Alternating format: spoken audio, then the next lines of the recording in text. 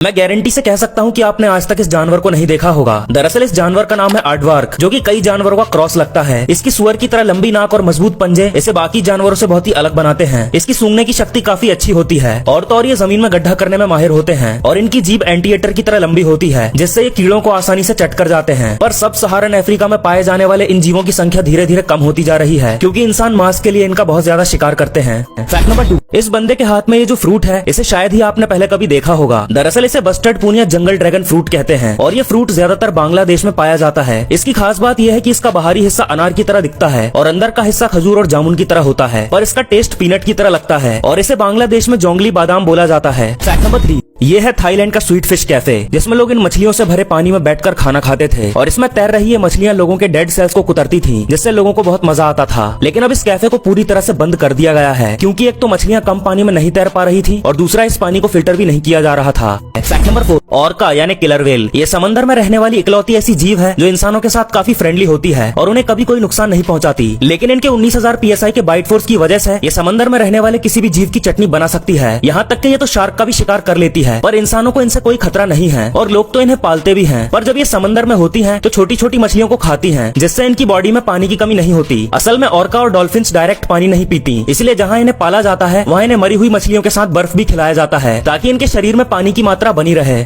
Number 5, ये है jellyfish solar light, जिसे आप अपनी बालकनी या गार्डन में कहीं पर भी लगा सकते हो। एक बार लगाने के बाद इसे ना तो चार्ज करने की जरूरत है और ना ही ऑन ऑफ करने की, क्योंकि ये पूरे दिन धूप से चार्ज होने के बाद रात में अपने आप ही जलने लगती है।